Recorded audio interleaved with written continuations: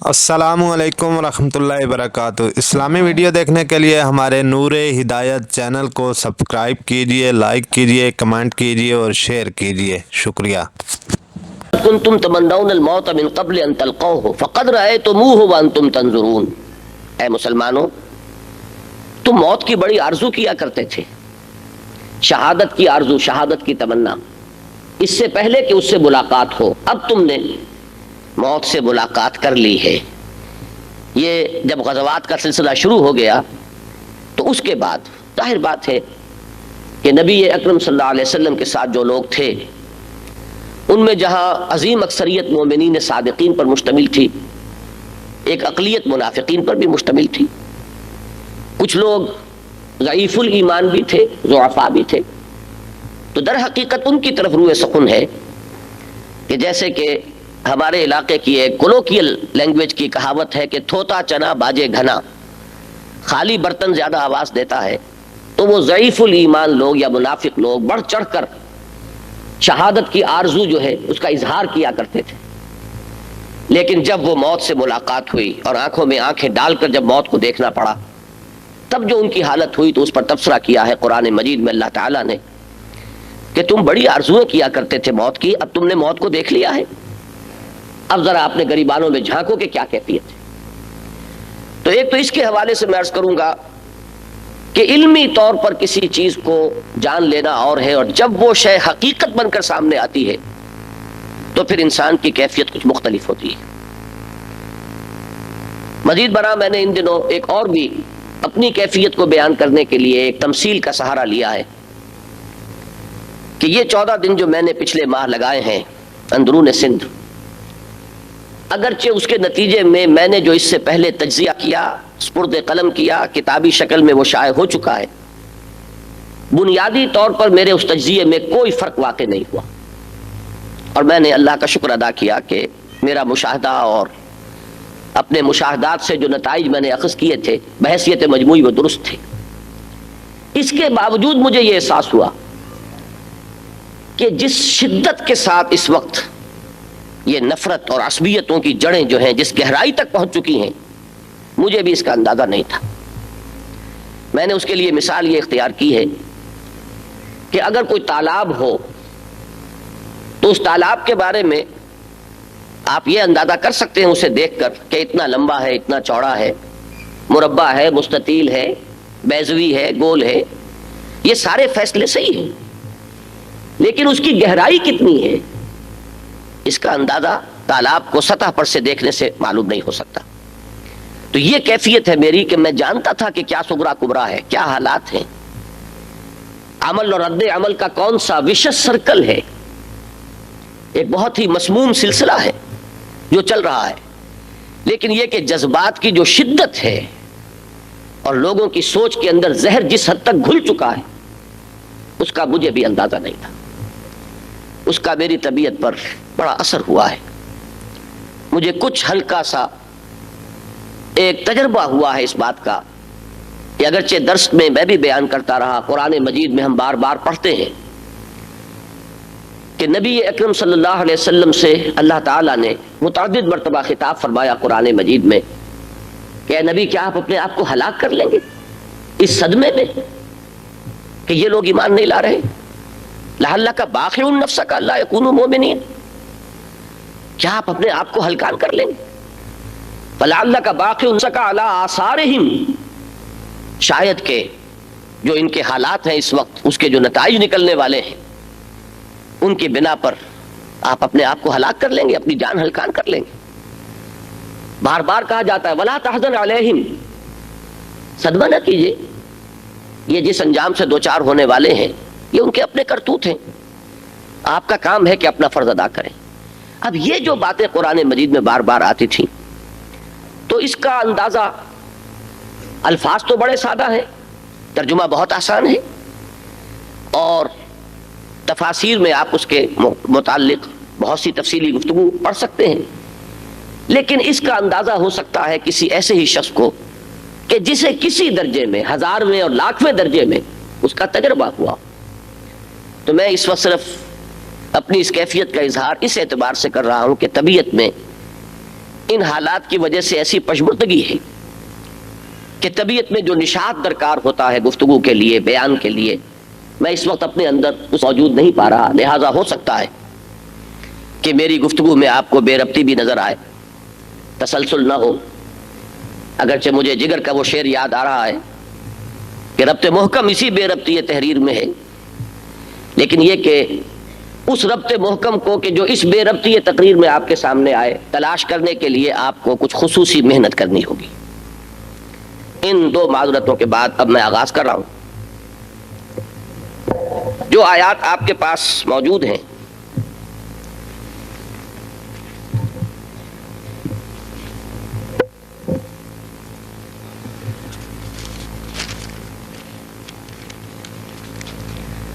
ان میں پہلے سورہ سجدہ کی آیات ہیں، لیکن میں شروع کر رہا ہوں سورہ روم کی آیات سے۔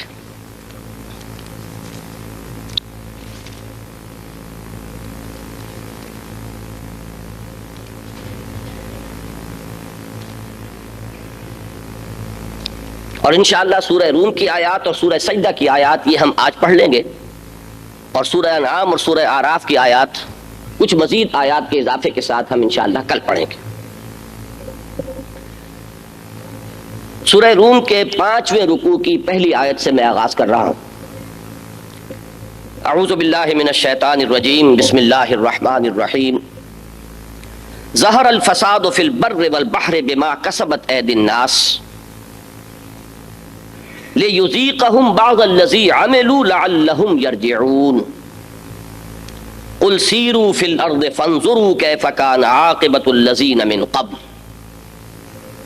کان اکثرهم مشرکین فاقم وجہک للدین القیم من قبل ان یأتی یوم لا مرد له من اللہ یومئذ یصدعون من کفر فعلیہ کفرہ ومن عمل صالحا فانفسهم یمہدون لیجزی الذین آمنوا وعملوا الصالحات من فضلہ انہ لا یحب الکافرین۔ ساتھ ہی سورہ سجدہ کی وہ آیات بھی تلاوت فرما لیجئے جو آپ کے پاس مطبوعہ شکل میں موجود ہیں۔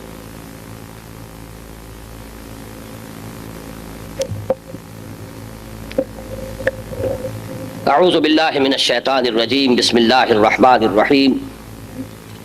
وَلَنُذِيقَنَّهُم مِّنَ الْعَذَابِ الْأَدْنَىٰ دُونَ الْعَذَابِ الْأَكْبَرِ لَعَلَّهُمْ يَرْجِعُونَ وَمَنْ أَظْلَمُ مِمَّنْ ذُكِّرَ بِآيَاتِ رَبِّهِ ثُمَّ أَعْرَضَ عَنْهَا إِنَّا مِنَ الْمُجْرِمِينَ مُنْتَقِمُونَ وَلَقَدْ آتَيْنَا مُوسَى الْكِتَابَ فَلَا تَكُنْ فِي مِرْيَةٍ مِّن لِّقَائِهِ وَجَعَلْنَاهُ هُدًى لِّبَنِي إِسْرَائِيلَ وَجَعَلْنَا مِنْهُمْ أَئِمَّةً يَهْدُونَ بِأَمْرِنَا لَمَّا صَبَرُوا وَكَانُوا بِآيَاتِنَا يُوقِنُونَ إِنَّ رَبَّكَ هُوَ يَفْصِلُ بَيْنَهُمْ يَوْمَ الْقِيَامَةِ فِيمَا كَانُوا فِيهِ يَخْتَلِفُونَ أَوَلَمْ يَهْدِ لَهُمْ كَمْ أَهْلَكْنَا مِنْ قَبْلِهِمْ مِنَ الْقُرُونِ يَمْشُونَ فِي مَسَاكِنِهِمْ إِنَّ فِي ذَلِكَ لَآيَاتٍ أَفَلَا يَسْمَعُونَ صدق اللہ العظیم۔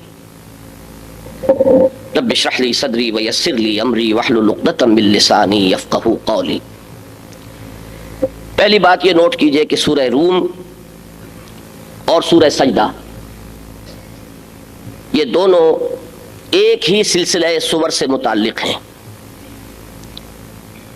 قرآن حکیم میں الف لام میم کے حروف مقطعات سے شروع ہونے والی سورتیں 6 ہیں۔ ان میں سے 2 مدنی ہیں جو مصحف کے بالکل آغاز میں ہیں، سورہ بقرہ، سورہ آل عمران، دونوں کا آغاز الف لام میم سے، اور 4 سورتیں مکی ہیں، اور یہ 20ویں پارے کے آخر سے شروع ہو کر اور 21ویں پارے کے ابتدا میں یہ آپ کو مصحف میں ملتی ہیں۔ سورہ عنکبوت، سورہ روم، سورہ لقمان اور سورہ سجدہ یا سورہ الف لام میم السجدہ، اس لیے کہ ایک سورہ حامیم السجدہ بھی ہے، لیکن مجرد جب سورہ سجدہ کہا جاتا ہے تو اس سے مراد یہی سورہ مبارکہ ہے، سورہ الف لام میم السجدہ۔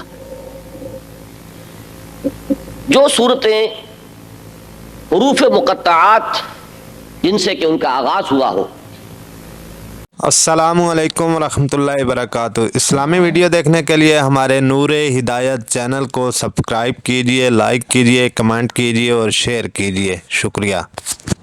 उनमें मुशाबे हैं, उनके मज़ामीन में भी बड़ी गहरी मुशाबहत है।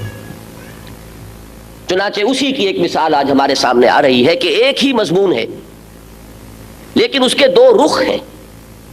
एक रुख वो है कि जो सूरह रूम की आयत में आ रहा है, और दूसरा रुख जैसा कि अभी तफसील से हमारे सामने आ जाएगा सूरह सजदा की आयत में।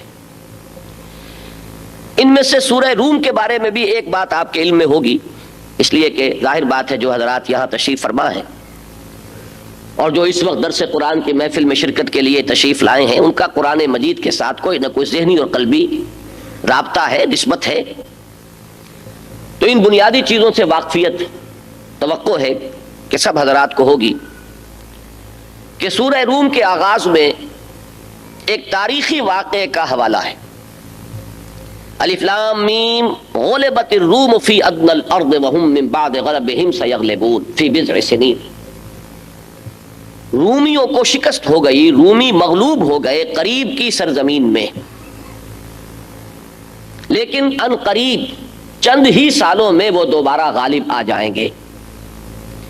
अब ये एक ऐसा वाक़या था कि जिससे बज़ाहिर नबी अकरम सल्लल्लाहु अलैहि वसल्लम को या अहले ईमान को या जो मुखालिफीन थे, कुफ़ार मुशरिकीन, बज़ाहिर उन्हें इससे कोई ताल्लुक नहीं था, लेकिन हकीकत में बड़ा गहरा ताल्लुक था।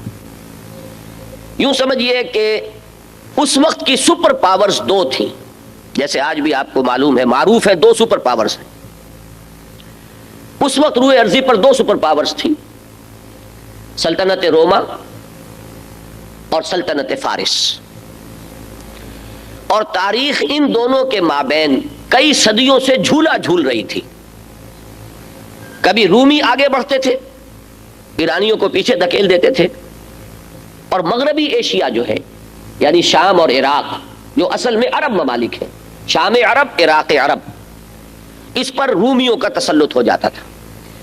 ये आपके इल्म में है, ये फर्टाइल क्रिसेंट मशहूर है, नहायत दरखेज इलाके इसके अंदर है, और उसी पर ये सारी फौजकशी और ये सारा मुकाबला होता था। तो कभी रूमी आगे बढ़े और ये फर्टाइल क्रिसेंट इनके कब्जे में आ गया और ईरानी पसपा हो गए। कभी ईरानियों ने जोर लगाया, बड़ी तैयारी करके और बड़ी मेहनत करके उन्होंने हमला किया और उन्होंने रूमियों को धकेला, या तो एशियाए कोचक, एशिया माइनर जो मौजूदा तुर्की है, उस हद तक धकेल दिया या उससे भी परे धकेल दिया, और ये जो फर्टाइल क्रिसेंट है इस पर ईरानियों का कब्जा हो गया। कई सौ साल से ये ये तारीख का झूला जो है इस तरीके से हो रहा था कि कभी वो ऊपर और ये नीचे, और कभी ये ऊपर और वो नीचे। उस वक्त जबकि ये सूरत मुबारका नाजिल हुई है, एक बहुत बड़ी शिकस्त हुई रूमियों को, और ईरानियों ने उनका कला कमा कर दिया और उन्हें इस पूरे इलाके से बेदखल करके धकेल दिया एशिया माइनर की तरफ।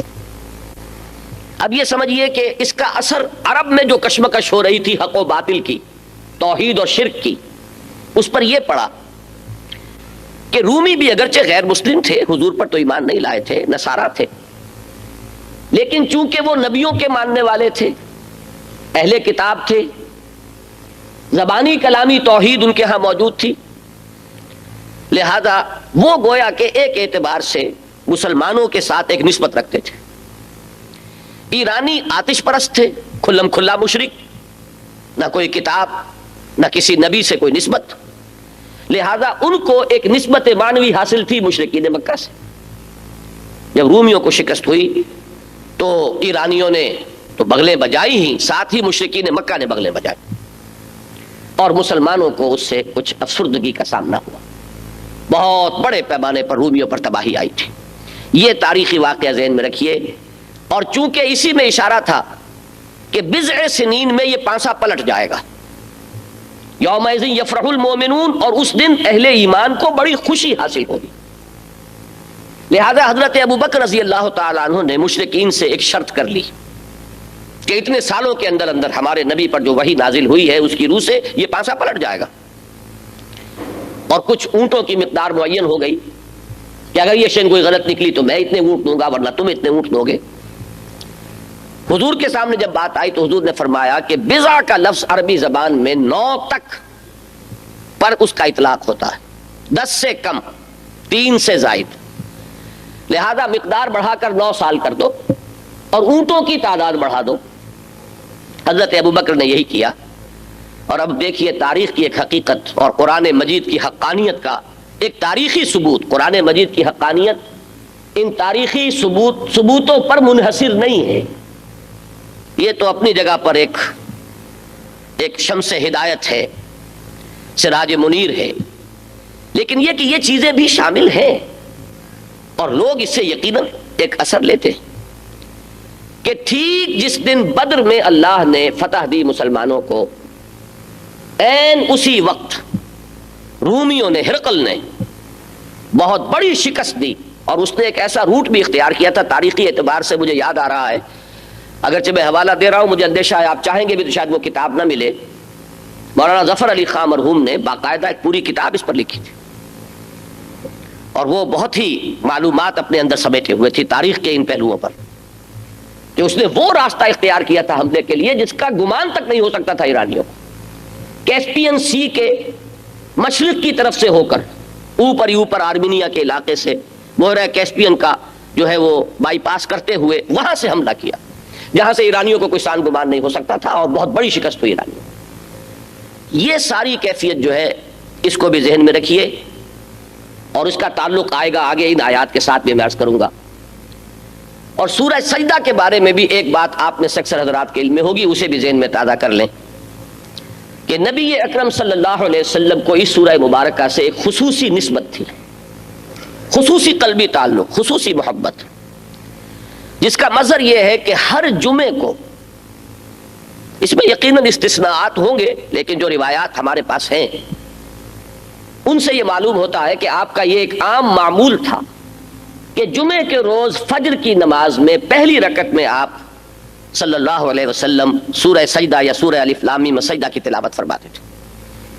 اس سے معلوم ہوا کہ ایک خصوصی نسبت، خصوصی تعلق، ایک قلبی ربط جو ہے محمد الرسول اللہ صلی اللہ علیہ وسلم کو، ویسے تو پورے قرآن مجید سے تھا، لیکن ظاہر بات ہے کہ خود قرآن مجید کی مختلف صورتوں کے بارے میں حضور سے فضیلتیں منقول ہیں، اس اعتبار سے یہ عملی گویا کہ حضور کی سنت اور حضور کے معمول سے ہمیں معلوم ہوتا ہے کہ سورہ سجدہ سے آپ کو ایک خصوصی مناسبت تھی۔ اب جو آیات میں نے پڑھی ہیں سورہ روم اور سورہ سجدہ کی، ان میں سے پہلی آیات کو لیجئے، ان کا موضوع ہے عذاب۔ ظہر الفساد فی البر والبحر بما کسبت ایدی الناس، بحر و بر میں فساد رونما ہو چکا ہے لوگوں کے اپنے کرتوتوں کے باعث۔ نوٹ کرنے کی بات یہ ہے کہ جیسے کہ قرآن مجید میں بار بار آتا ہے وَمَا أَنَا بِظَلَّامٍ لِّلْعَبِيدِ، میں اپنے بندوں کے لیے ظالم نہیں ہوں۔ میں بات سمجھانے کے لیے کہا کرتا ہوں، آپ نے بھی شاید سنی ہو کبھی، کہ قرآن مجید میں جو آتا ہے کہ مَا يَفْعَلُ اللَّهُ بِعَذَابِكُمْ، اللہ تمہیں عذاب دے کر کیا لے گا؟ اللہ کو کوئی خوشی تو نہیں ہوتی کسی کو عذاب دے کر، معاذ اللہ۔ تو ایک لفظ کے جو ویسے کپ کپی آتی ہے کہ اللہ کی شان کے میں اس لفظ کا کسی بھی درجے میں چاہے نفی کے لیے بھی اس کا استعمال جو ہے طبیعت اسے پسند نہیں کرتی، وہ لفظ سیڈسٹ ہے، کہ معاذ اللہ، اللہ سیڈسٹ نہیں ہے، لوگوں کو عذاب دے کر، لوگوں کو کچل کر، لوگوں کو بھوکا مار کر، لوگوں کی ماس ایکسٹرمینیشن، کہ کوئی سیلاب آیا اور ایک وسیع و عریض علاقے کے اندر کوئی متنفس نہیں بچا، ایک عذاب آیا اور قوم ہود جو ہے، قوم عاد جن کی طرف حضرت ہود بھیجے گئے، نام و نشان مٹ گیا۔ جیسے کہ آتا ہے فَقُطِعَ دَابِرُ الْقَوْمِ الَّذِينَ ظَلَمُوا، جڑ کاٹ دی گئی اس قوم کی جس نے کہ ظلم اور شرک کی روش اختیار کی تھی۔ ظلم کا لفظ اکثر و بیشتر قرآن مجید میں شرک کے مفہوم کے لیے آتا ہے، یا کہیں الفاظ آتے ہیں لا یرا الا مساکنہم، اب ان کے مسکن نظر آ رہے ہیں، کھنڈرات ہیں جو بتا رہے ہیں کہ یہاں کبھی کوئی تمدن تھا، کوئی تہذیب تھی، کوئی قوم تھی، کوئی صفت تھی، کوئی یہاں شان و شوکت کے مظاہر تھے، لیکن یہ کہ اب بس صرف کھنڈرات ہیں۔ لا یرا الا مساکنہم، کہیں فرمایا جاتا ہے کہ کأن لم یغنوا فیہا، ایسے ہو گئے جیسے کہ وہ تھے ہی نہیں۔ یہاں کبھی آباد تھے ہی نہیں. یہ جو عذاب آتا ہے اللہ کا، اس کے لیے ایک لفظ نوٹ کر لیجئے، عذاب استیصال. السلام علیکم ورحمۃ اللہ وبرکاتہ. اسلامی ویڈیو دیکھنے کے لیے ہمارے نور ہدایت چینل کو سبسکرائب کیجئے، لائک کیجئے، کمنٹ کیجئے اور شیئر کیجئے. شکریہ. استیصال یہ کے ساتھ ایک لفظ آج کل بہت عام ہو گیا ہے، استحصال ہے کے ساتھ. استحصال ہے حصول سے. استحصال کے معنی جبریہ حاصل کرنا، کسی کا حق تلف کر کے جبر کے ساتھ، تشدد کے ساتھ اسے اس کے حقوق سے محروم کر کے اور خود اس پر قبضہ جما لینا، یہ استحصال ہے، ایکسپلائٹیشن. استیصال ہے، اس کا مادہ ہے اصل. اصل کہتے ہیں جڑ کو، کسی پودے کو جڑ سے اکھیڑ دینا. ایک تو یہ ہے کہ پودا اپنی جڑ کے ساتھ تو قائم ہے، آپ نے اس کا تنا کاٹ دیا، تو جب تنا کاٹ دیا تو دوبارہ اس کے اندر ہو سکتا ہے کہ وہ بڑھے، اس میں پھر پتے آ جائیں، پھر برگو بار لے آئے، یہ ہوتا ہے. لیکن اگر آپ نے کسی پودے کو جڑ سمیت اکھاڑ دیا، جس کے لیے محاورہ بے خبن سے اکھاڑ دینا، وہ ہے استیصال، جڑ کاٹ دینا. بلکہ جڑ کاٹ دینا نہیں، جڑ سے اکھاڑ دینا. تو عذاب استیصال اللہ کا وہ عذاب ہے جو قوموں پر آتا رہا ہے، جس کی قرآن مجید میں کم سے کم 6 مثالیں تو ایسی ہیں جو میرے اندازے میں کم سے کم 10 مرتبہ دہرائی گئی. قوم نوح پر عذاب آیا اسی نوعیت کا، قوم ہود پر آیا اسی نوعیت کا، قوم صالح پر آیا اسی نوعیت کا، قوم شعیب پر آیا اسی نوعیت کا عذاب، سدوم اور عمورہ کی بستیاں جن کی طرف حضرت لوط کو بھیجا گیا ان پر آیا اسی نوعیت کا عذاب، آل فرعون پر آیا اسی نوعیت کا عذاب. یہ 6 کا تذکرہ قرآن میں بار بار آتا ہے، اور اگر اس کی گنتی کی جائے تو میرا اندازہ یہ ہے، میں نے اس وقت اس کو آف ہینڈ کہہ دیا ہے، لیکن کم سے کم 10 مرتبہ میرا اندازہ ہے کہ ضرور اس کا ذکر قرآن میں موجود ہے. یہ تو ہے آخری عذاب، عذاب استیصال. ایک اس سے کم تر درجے کا عذاب ہے اللہ کا. وہ کم تر درجے کا عذاب قوموں پر اس لیے آتا ہے کہ ان پر جو غفلت طاری ہو گئی ہے انہیں جھنجھوڑا جائے، ان کو بیدار کرنے کی کوشش کی جائے. اگر کوئی غفلت ہے، ذہول ہے، مدہوشی ہے، سوئے ہوئے ہیں، تو جیسے سوئے ہوئے آدمی کو آپ جھنجھوڑتے ہیں، تو جھنجھوڑنے کے لیے، اس لیے کہ آپ کو معلوم ہے کہ جب انسان کی ضرورتیں آسانی سے پوری ہو رہی ہوں، اس کا ایک معمول کا چکر چل رہا ہے، روٹین ہے، چیزیں آ رہی ہیں، استعمال ہو رہی ہیں، ضرورتیں پوری ہو رہی ہیں، کہیں کو رکھنا نہیں، صبح و شام آرام سے گزر رہے ہیں. اس کے نتیجے میں ایک غفلت طاری ہونی شروع ہو جاتی ہے، جس کے لیے بہترین شعر ہے علامہ اقبال کا کہ کافر کی یہ پہچان کہ آفاق میں گم ہے، اور مومن کی یہ پہچان کہ گم اس میں ہے آفاق. رفتہ رفتہ آدمی جو ہے گم ہوتا چلا جاتا ہے. اس کی بلکہ ایک اور بات بھی میں آپ کو سمجھا دینا چاہتا ہوں. آج میں آتے ہوئے سوچ رہا تھا کہ دیکھیے، ہم کہتے ہیں انسان جیتا ہے، مرتا ہے، بارش ہوتی ہے، بارش اس طرح ہوتی ہے، یہ اس کے اسباب ہیں. جب ہم یہ صیغہ استعمال کرتے ہیں جس میں افعال کی نسبت اشیاء یا اشخاص کی جانب ہے، تو اللہ کی طرف سے ایک حجاب طاری ہونا شروع ہو جاتا ہے. ایک قول یہ ہے کہ اللہ زندہ رکھتا ہے، اللہ مارتا ہے. ایک یہ کہ ہم زندہ ہوتے ہیں، زندہ رہتے ہیں، مرتے ہیں. ایک یہ ہے کہ اللہ بارش برساتا ہے. ایک یہ کہ بارش ہوتی ہے. یہ تمام افعال جو ہو رہے ہیں، فاعل حقیقی سامنے نہیں ہے. ایمان اور کفر کا، ایمان اور الحاد کا، ایمان اور مادہ پرستی کا فرق یہی ہے کہ بندہ مومن کی نگاہ رہتی ہے مؤثر حقیقی اور فاعل حقیقی پر. جو کچھ ہو رہا ہے یہ کسی کی مشیت سے ہو رہا ہے، کسی کے حکم سے ہو رہا ہے، کسی کے اذن سے ہو رہا ہے. یہ خود بخود نہیں ہو رہا ہے. یہ خود بخود ہونا در حقیقت الحاد اور مادہ پرستی کی بنیاد ہے، اور کسی کے کیے ہو رہا ہے. کسی کی مشیت اس میں کار فرما ہے، کسی کی حکمتوں کا ظہور ہوتا ہے، کسی کے اذن سے یہ سب کچھ ہوتا ہے. پتا بھی جنبش نہیں کھاتا بغیر اس کے اذن کے. یہ توحید ہے، یہ ایمان باللہ ہے. اب دنیا میں حوادث آتے ہیں، زلزلہ آیا، اس کے اسباب بھی ہمیں کچھ معلوم ہو گئے ہیں، جو طبعی اسباب ہیں، یہ ہوتا ہے تو زلزلہ آ جاتا ہے. جب لوگوں کو یہ معلوم نہیں تھے تو مائتھولوجیز تھیں کہ کوئی گائے ہے، کوئی بیل ہے، اس کے سر پر یہ زمین ہے، وہ ایک سینگ پر اس کو سنبھالے رکھتی ہے، جب وہ ذرا ایک سینگ اس کا تھک جاتا ہے، ذرا وہ پہلو بدلنے کے لیے دوسرے سینگ پر لیتی ہے تو زلزلہ آ جاتا ہے۔ لیکن آج ہمیں معلوم ہے کہ زیر زمین اس طرح کے لاوے ہیں، وہ پک رہے ہیں، اور ان کے اندر یہ سارا معاملہ ہوتا ہے، تو اس کے اندر جب کوئی جوش آتا ہے، ہیجان آتا ہے تو زلزلہ آتا ہے۔ اگرچہ علم کے اعتبار سے، مادی علم کے اعتبار سے ہم ان کے مقابلے میں بہت آگے آ گئے، لیکن غور کیجئے گا حقیقت کے اعتبار سے ہم بھی وہی ہیں جہاں وہ تھے، اس لیے کہ اللہ کا علم نہ انہیں حاصل ہوا نہ ہمیں حاصل ہوا۔ یہ بات ان کی نگاہوں سے بھی اوجل رہی کہ ایک خدا قادر مطلق ہے، اس کے حکم سے ہوتا ہے جو ہوتا ہے۔ اور وہی اگر ہم جائزہ لیں، اور اچھے بھلے جو لوگ یہاں اس وقت ہم بیٹھے ہوئے ہیں، ہم غیر جانبدارانہ انداز میں اگر اپنے گریبان میں جھانکیں اور اپنے دل کے اندر اپنے دلوں کو ٹٹولیں تو معلوم ہوگا کہ وہی ذہول، وہی غفلت کا پردہ ہم پر بھی طاری ہے۔ حوادث ہیں آئے، مشرقی پاکستان اس وجہ سے کٹ گیا، یہ وجوہات تھی، تجزیہ ہو گیا، اللہ اللہ صلی اللہ، اللہ سے کوئی بحث نہیں، اللہ کا کہیں نام نہیں، فلاں واقعہ یوں ہوا، یہ اس کے اسباب تھے، یوں جمع ہوئے، ہو گیا۔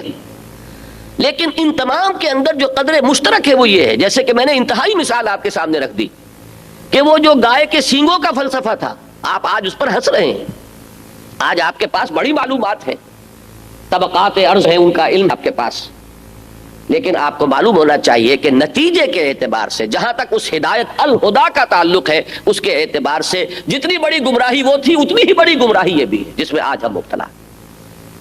صرف یہ کہ یہ سائنٹیفک گمراہی ہے، وہ مائتھولوجیکل گمراہی تھی، وہ توہماتی گمراہی تھی، اور یہ جو ہے اضلہ علی علم، معلومات کے باوجود گمراہی ہونے کے اعتبار سے کوئی فرق نہیں۔ یہی معاملہ ہمارا ہے، صورتحال سے ہم دو چار ہیں۔ سید صاحب نے 2 سال کا ذکر کیا ہے، میرے نزدیک 1 سال پچھلا جو ہے واقعہ یہ ہے کہ میں جب بھی تصور کرتا ہوں کہ کیا کیا واقعات ارض پاکستان پر رونما ہوئے ہیں، تو مجھے سیف کا ایک شعر یاد آتا ہے کہ سیف یہ دن تو قیامت کی طرح گزرا ہے، جانے کیا بات تھی ہر بات پہ رونا آیا۔ یہ سال اس ملت اسلامیہ پاکستان پر جن حوادث کے ساتھ گزرا ہے، صحیح لفظ استعمال کیا سید صاحب نے، ایک لل ہے، ایک سکون ہے، کام بیفور دی سٹارم بھی ہو سکتا ہے، اللہ کرے کہ سٹارم نہ ہی آئے، دعا تو یہی ہوگی، لیکن تقدیر تو مبرم نظر آتی ہے، ولیکن پیانے کلیسا کی دعا ہے کہ یہ ٹل جائے۔ اگر ہم دعا ہی کرتے رہیں کہ اللہ کرے کہ یہ ہو جائے، تو اس سے تو وہ تقدیر مبرم جو ہے وہ ٹلتی نہیں۔ اس وقت اگرچہ حالات یہ ہیں کہ کوئی خاص اس وقت سوائے اس کے کہ کوئی تخریب کاری کے کوئی خبریں آپ کو مل جاتی ہیں، الحمدللہ کہ اس وقت ارض پاکستان میں کوئی نمایاں تصادم نہیں ہے۔ وہ جو ایک سلسلہ چلا تھا شیعہ سنی تصادم، اور پورا پنجاب اس کے لپیٹ میں تھا، پورے 40 سال میں پاکستان کے اس طرح کا تصادم نہیں ہوا ہے۔ پھر جس قسم کا تصادم ہوا کوئٹے میں، قومیتوں کا تصادم، بلوچ اور پٹھان، اس کی بھی کوئی مثال آپ کو نہیں ملے گی۔ اور جو کچھ قیامت کراچی پر گزری ہے، اس کے تصور سے رونگٹے کھڑے ہوتے ہیں۔ یہ سب کچھ ہو رہا، لیکن یہ کہ اس وقت اللہ کے فضل سے وہ صورتحال دب گئی ہے۔ میں ابھی آپ کو سورہ انعام کی 2 آیات سناؤں گا، جس سے اندازہ ہوگا کہ یہ بھی اللہ تعالیٰ بچائے، گاڈ فاربڈ، کہیں ایسا نہ ہو کہ وہ صورت ہو جو ان 2 آیتوں میں آئی ہے۔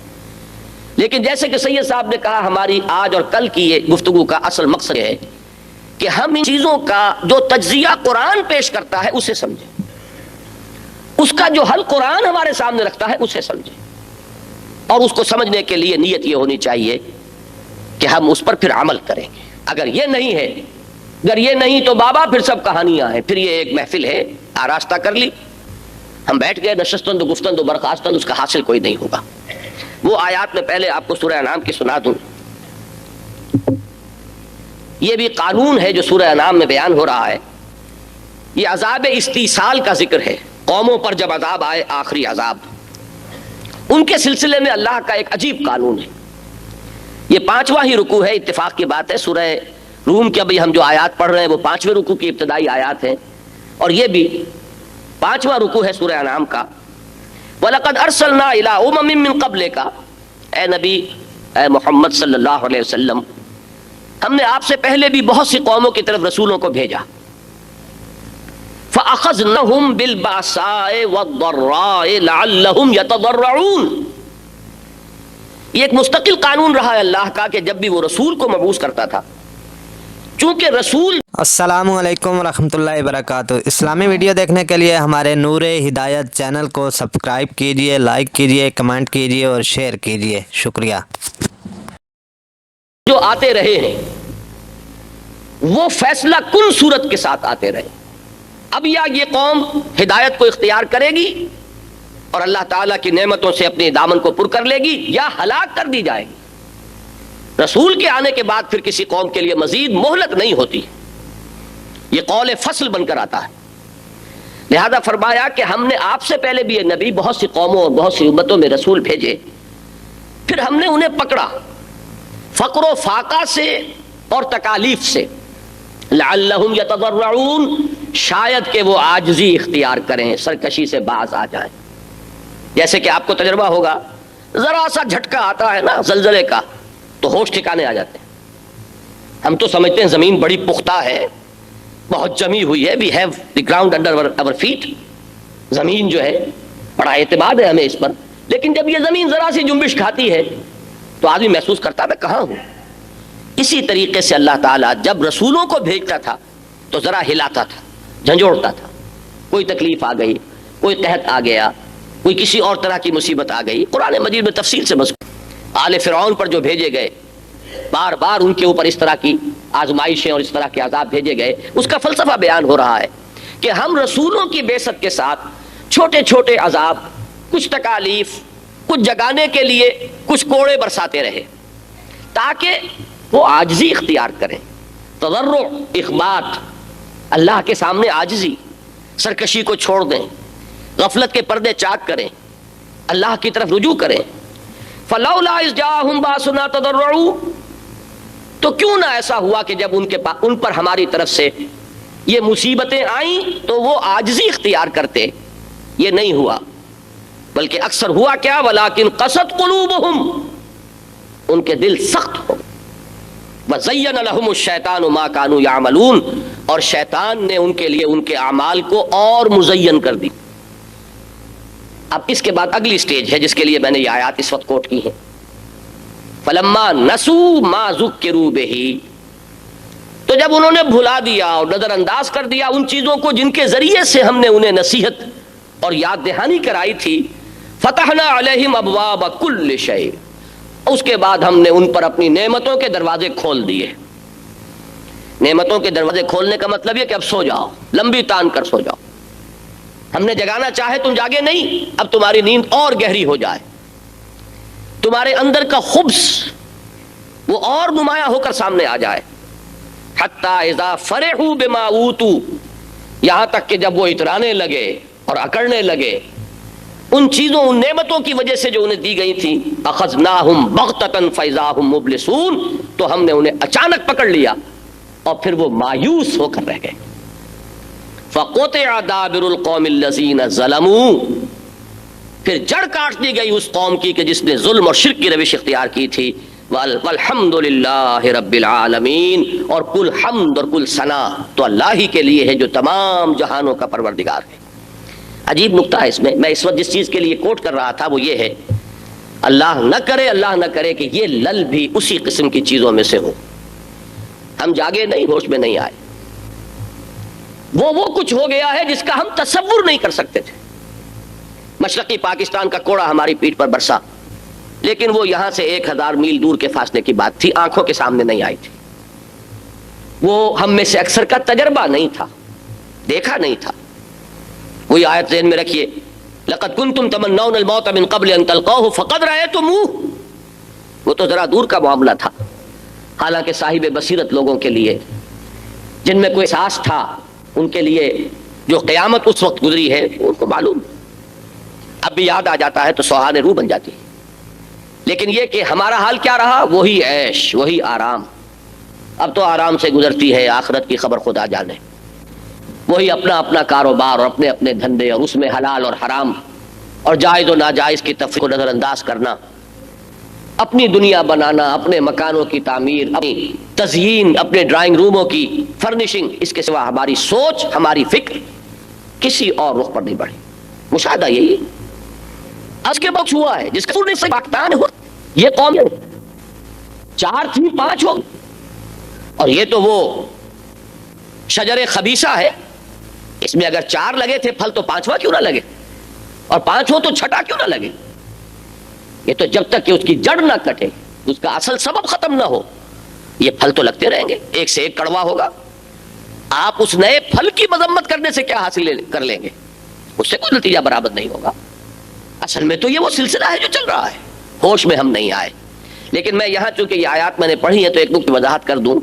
یہ کیا وجہ ہے کہ اللہ تعالیٰ نے قوم کی ہلاکت کے بعد فرمایا فالحمدللہ رب العالمین, والحمدللہ رب العالمین.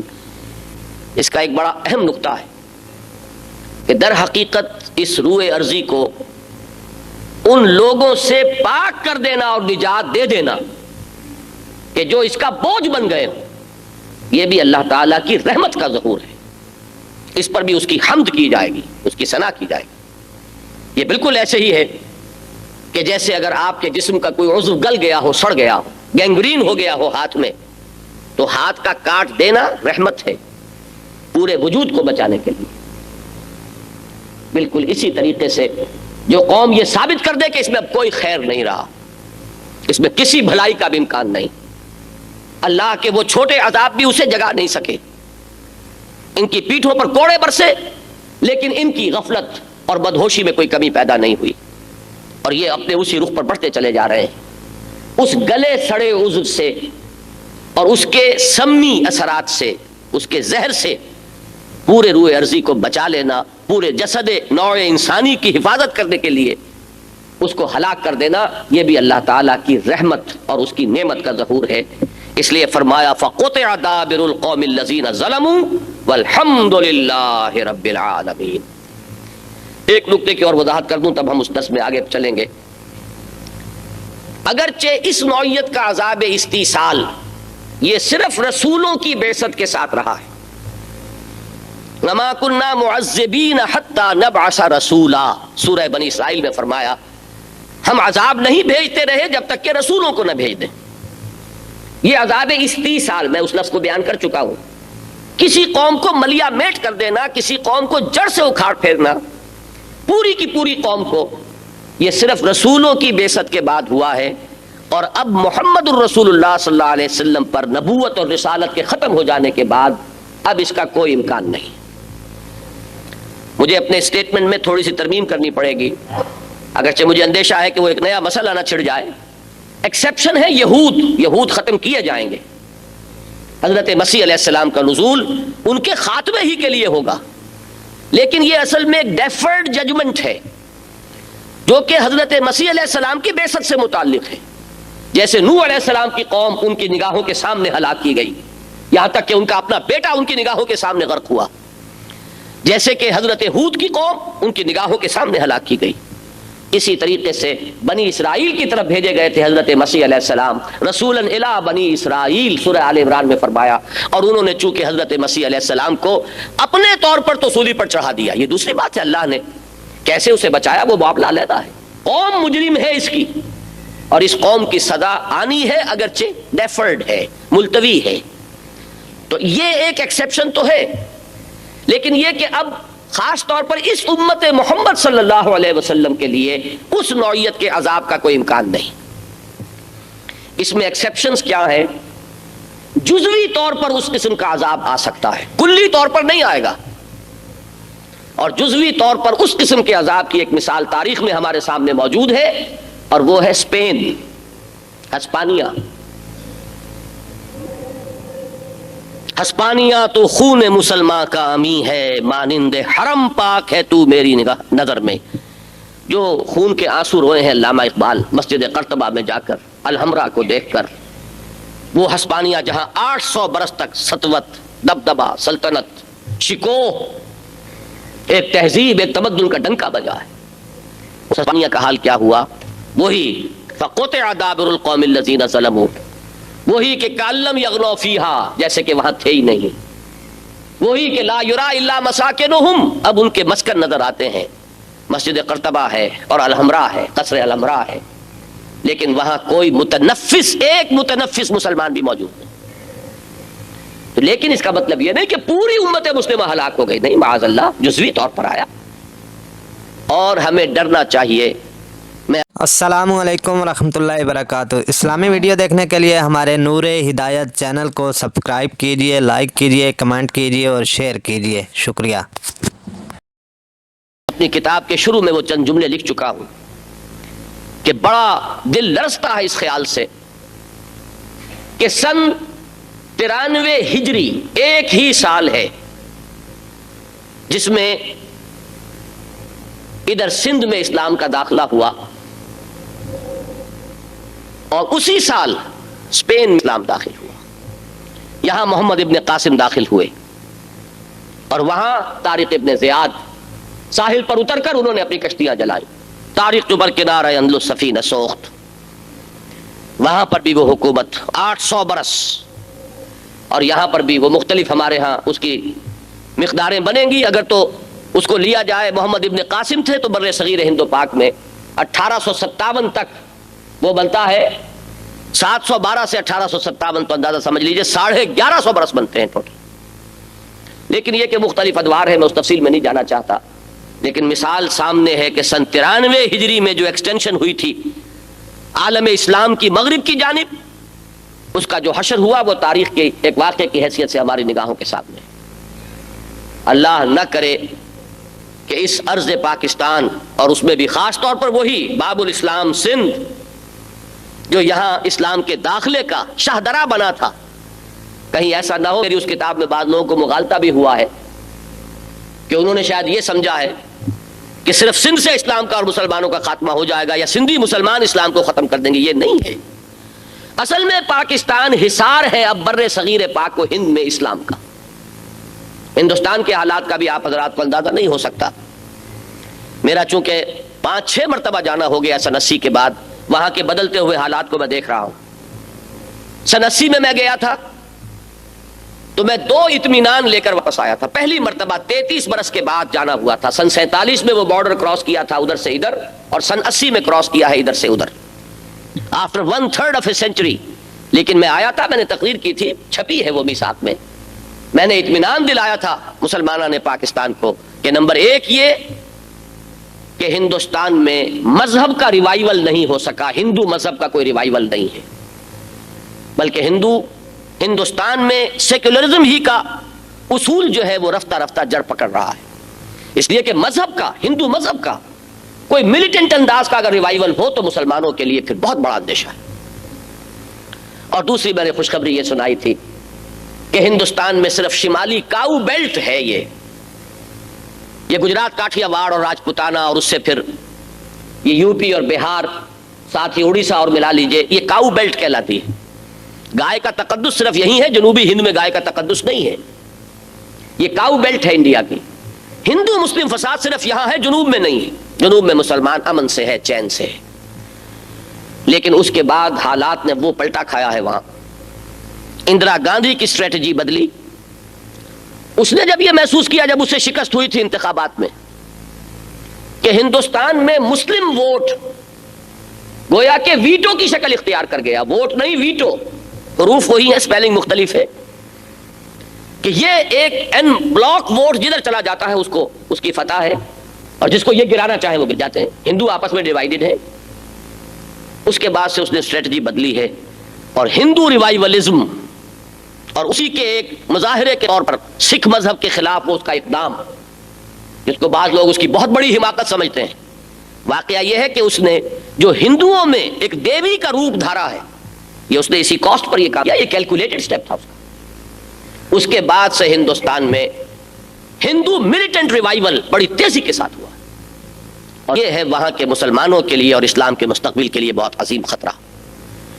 اور اسی کا مظہر یہ ہے کہ اب آپ کو بنگلور میں فساد کی خبریں ملی، جہاں کبھی فساد نہیں ہوا. مدراس ہو، کرناٹک کا ایریا ہو، اور یہ کیرالا وغیرہ کا علاقہ ہے، کبھی فساد نہیں ہوا. وہاں بھی فساد ہوا، اور شیو سینا کی شکل میں اب شیوا جی کی روح جو ہے وہ دوبارہ زندہ ہوئی ہے. جو بڑے کھلم کھلا یہ کہہ رہے ہیں کہ یا انہیں ہندو ہونا پڑے گا اور یا ہم انہیں اٹھا کر پھینک دیں گے بحر عرب کے اندر، ہندوستان میں مسلمان کا کوئی مقام نہیں۔ یہ حالات ہیں ہندوستان کے، اور ہندوستان کی نفسیات یہ ہے کہ اسے اگر کوئی خوف ہے تو پاکستان کا ہے۔ یہ اس خوف جو ہے پاکستان کا، وہ اس کی نفسیات کا جز ہے۔ یہی وجہ ہے کہ اب اس کی ساری اسٹریٹجی جو ہے وہ اس کو کمزور کرنے یا اس کے حصے بکھرے کرنے پر ہے۔ بعض حضرات سے گفتگو ہوتی ہے، وہ حیران ہوتے ہیں کہ اتنی بلینز آف روپیز کی ایکسرسائز کس لیے کی راجیو نے۔ میرے نزدیک ان کی پلاننگ بڑی لمبی ہے، انہوں نے بھرپور ریہرسل کر لی ہے سندھ کے اندر اقدام کا، آج نہیں تو کل۔ اور سندھ کے جو حالات ہیں، آج پھر آپ نے اسٹیٹمنٹ پڑھ لیا جی ایم سید صاحب کا، قائد اعظم کا پاکستان ختم ہو چکا اور جتنا رہ گیا وہ ختم ہو رہا ہے۔ یہ صورتحال ہے، اور جس طریقے سے کھچڑیاں پک رہی ہیں، تیری بربادیوں کے مشورے ہیں آسمان میں۔ خدا نہ خواستہ پھر میں عرض کروں گا، اگر کچھ ہو گیا تو یہ معاملہ صرف پاکستان کا نہیں ہے، وہ ہندو ملیٹنٹ ریوائولزم، وہ شیو سینا، یہ دونوں چیزیں مل کر خدا نہ خواستہ وہی منظر پیدا نہ کر دیں، عذاب استیصال اس خطے کے مسلمانوں کا اور یہاں سے اسلام کے خاتمے۔ یہ ہیں چیزیں چند کے جو ذہن میں رکھیے۔ اب پڑھیے، ظہر الفساد فی البر والبحر بما کسبت ایدی الناس لیذیقہم بعض الذی عملوا لعلہم یرجعون۔ فساد رونما ہو چکا ہے بحر و بر میں۔ اب اس کے بعد دو ٹکڑے ہیں جن کو اچھی طرح سمجھیے۔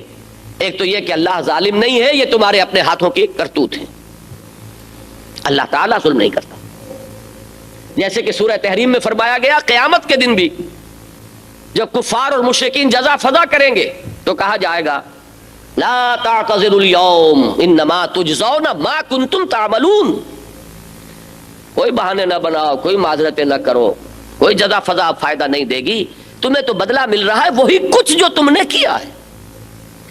اس میں بھی جن حضرات کو عربی زبان سے ذرا مناسبت ہے وہ نوٹ کریں، کہیں تو قرآن میں بے کے ساتھ آتا ہے بما کنتم تعملون، کہیں بغیر با کے آتا ہے ما کنتم تعملون۔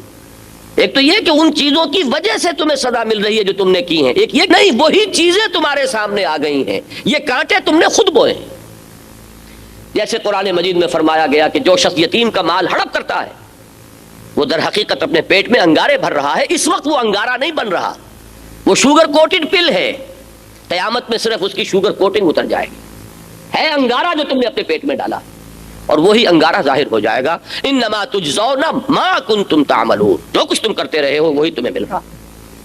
تو پہلی بات تو یہ کہ یہ جو کچھ ہوتا ہے قوموں کے ساتھ، یہ بما کسبت ایدی الناس ہے، ان کے اپنے کرتوتوں کی کمائی ہے۔ اور نمبر دو، اب اس کی نسبت اللہ نے اپنی طرف کی، اس میں ہمارا قانون مجازات ہے، لِيُذِيقَهُمْ بَعْضَ الَّذِي عَمِلُوا، تاکہ اللہ انہیں چکھائے مزہ اپنے کچھ اعمال کا۔ پورا نہیں، پورا تو جب ہوگا تو ملیا میٹ دیے جاؤ گے۔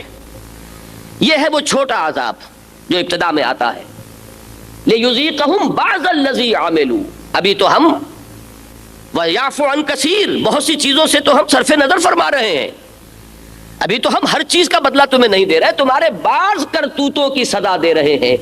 اور کس لیے دے رہے ہیں؟ لعلہم یرجعون، شاید کہ یہ لوٹیں، شاید کہ رجوع کریں، شاید کہ پلٹ آئیں، شاید کہ اخبات اور تضرع کی روش اختیار کریں، شاید کہ توبہ کریں، شاید کہ ہمارے جناب میں جھک جائیں۔ پہلی آیت یہ، اور پہلی آیت اب لے لیجئے سورہ سجدہ کی بھی، وَلَنُذِيقَنَّهُم مِّنَ الْعَذَابِ الْأَدْنَىٰ دُونَ الْعَذَابِ الْأَكْبَرِ، یہ آپ کے سامنے موجود ہے۔ اور ہم لازماً چکھائیں گے انہیں مزہ چھوٹے عذاب کا، قریب کے عذاب کا، اس بڑے عذاب سے پہلے، دون العذاب الاکبر۔ یہ عذاب الاکبر ہے جس کے لیے میں نے اصطلاح عذاب استیصال بیان کی، جڑ کاٹ دینے والا عذاب۔ لعلہم یرجعون، شاید کہ وہ لوٹ آئیں، شاید کہ وہ جاگ جائیں، شاید کہ وہ ہوش میں آ جائیں۔ اب میں اس شاید پر دعا کرتے ہوئے کہ اللہ تعالیٰ کم از کم مجھے اور آپ کو توفیق دے، ہم جو قرآن پڑھ رہے ہیں براہ راست، جن لوگوں کی ادھر توجہ نہیں ہوئی، جن کا ادھر دھیان نہیں ہے، جنہیں ادھر کسی نے متوجہ نہیں کیا، ان کے پاس پھر بھی کوئی عذر ہوگا، لیکن جو ان آیات کو پڑھ رہے ہیں کم سے کم وہ تو دعا کریں کہ یہ آیتیں ہمارے سروں پر سے نہ گزر جائیں، یہ آیتیں ہمارے ایک کان میں داخل ہو کر دوسرے کان سے نہ نکل جائیں، بلکہ یہ لعلہم یرجعون ایک واقعہ بن جائے کہ ہم لوٹیں، رجوع کریں، توبہ کریں، پلٹیں، اپنے طرز عمل میں تبدیلی پیدا کریں۔ آگے چلیے، قل سیروا فی الارض، اے نبی ان سے کہیے ذرا زمین میں گھومو پھرو، چلو سیر کرو، فانظروا کیف کان عاقبۃ الذین من قبل، پھر دیکھو غور سے، توجہ سے، کیسا انجام ہوا ان کا جو پہلے ہوئے، قوم ہود، قوم نوح، قوم صالح، قوم لوط، قوم شعیب، آل فرعون۔ قل سیروا فی الارض فانظروا کیف کان عاقبۃ الذین من قبل کانوا اکثرهم مشرکین، ان کی اکثریت مشرکوں پر مشتمل تھی۔ یہ آیت ہو سکتا ہے الفاظ جو اس کے ظاہری ہیں وہ حجاب بن جائیں اور ہم اس کے صحیح مفہوم تک نہ پہنچ سکیں۔ اس کی وجہ یہ کہ ہم یہ سمجھیں کہ ہم تو مشرک نہیں ہیں، ہم سے تو یہ it doesn't relate us، ہم سے متعلق نہیں۔ نوٹ کیجئے، شرک صرف بت کو پوجنا نہیں ہے، شرک ہوائے نفس کی پوجا بھی ہے۔ ارأیت من اتخذ الہہ ہواہ افانت تکون علیہ وکیلا، اے نبی کیا آپ نے دیکھا اس شخص کو جس نے اپنی خواہش نفس کو اپنا معبود بنا لیا، الہ بنا لیا، کیا آپ ایسے شخص کا ذمہ لیں گے؟ السلام علیکم ورحمۃ اللہ وبرکاتہ۔ اسلامی ویڈیو دیکھنے کے لیے ہمارے نور ہدایت چینل کو سبسکرائب کیجیے، لائک کیجیے، کمنٹ کیجیے اور شیئر کیجیے۔ شکریہ۔